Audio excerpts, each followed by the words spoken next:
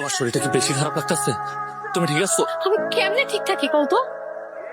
আমার তো এটা তোমার রাস্তা, আর ওইদিকে অন্য আরেকজন এসে আমার বিয়ে করতে। আস্তে কথা কো, সবাই শুনে ফেলাবো তো। কি করুন কো? আমি তোমাকে বাড়ির সামান্য একটা চাকর হয়ে এমন একটা ঘটনা ঘটাইছি। চাচা যদি কোনোভাবে এটা জানতে পারে তাহলে আমরা জানি বাইরে ফেলাইবো। আমি এই অবস্থায় অন্য আরেকজনের বউ হয়ে যাই, আরেকজনের বিয়ে করি, আর এইরকম কিছুই যদি করতে হয় আমার, তাহলে আমি কিন্তু গলায় দড়ি দিব। আল্লাহর দোহাই এসব কথা কইও না। আমি কথা দিতেছি আমার মেয়ের আপনার কাছে বিয়ে দেবো। এত কথা বলার তো কিছু দেখি না। তা আপনি মেরে ডাকেন, সে কোথায়? মা তোমার এটা কইছি আমি বিয়ে করবো না, আমি কারোর সামনে যাইতে পারবো না। তোর মাথা কি ঠিক আছে? হ্যাঁ, এটা কি করছিস? ওই ছেলের কাছ থেকে তোর বাপ এতগুলো টাকা নিচ্ছে। যদি তুই এই ছেলেটা বিয়ে না করস, তাহলে তো আমার বাড়ি ঘর রেখে দেউলিয়া আছে, রাস্তায় যেতে হইব। এই, কি সমস্যা? এরা বমি করতেছে কি জন্য? আপনার পেটে গ্যাস হয়েছে, ওই কারণে বমি করতেছে। না, তো তুমি এজন্য বমি করতেছে। যে কেউ দেখলে বুঝবো এই কোন জায়গায় মুখ না করে আসছে।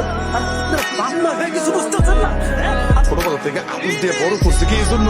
আরে যখন যা চাইছো আমি তাই দিচ্ছি। আজকে কি প্রতিদান দিবি? আমি বাচ্চা ছেলে যার সাথে তুই ফুষ্টি মুষ্টি করছিস। চাচা, আমার মনে হয় কি আপনি মিলিরে ভুল বুঝতেছেন। মিলি যেহেতু কইতাছে ও কিছু করে নাই। চাকরের বাচ্চা, তোর আমি বলছি যে আমি যখন পারিবারিক ব্যাপারে আলাপ করবো সেখানে নাক গলাবি না। ছোট আপনার নামে যে কথাটা শুনলাম এটা কি সত্যি? তোর বন্ধুর বলার রাস্তাতে চিল্লাই চিল্লাই কইতেছিল, ওই জায়গা দিকে শুনলে আপনার কাছে দৌড়ে এলাম। যদি কোনোভাবে খালি ঘটনা বা ফ্লাশ হয়েছে ওর কিন্তু খবর আছে। আপনারা গড়াইলো কোন লোক? ঘটনা যে ঘটেছে ওই হারামির বাচ্চাটা তো আমি সুজনের সাথে মিলিয়ে আবার কোন একটা সম্পর্ক আছে।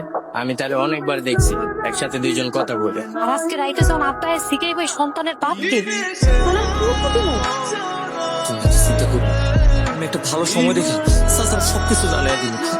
আব্বা যদি আয় আমার জিজ্ঞাসা যে এই সন্তানের বাপকে, আমি সব সত্যি কথা কই। মিলি, তুমি কি পাগল হয়ে গেছো? তুমি চাচার কাছে গিয়ে কইবা এই সন্তানের বাবা আমি দুজন বিয়ে হয়েছে, তাইলে আমরা দুজনের ঘাড় ধাক্কা দিয়ে বাড়ির থেকে বাইর করে দিব। আমার বুঝতে আর দেরি নাই।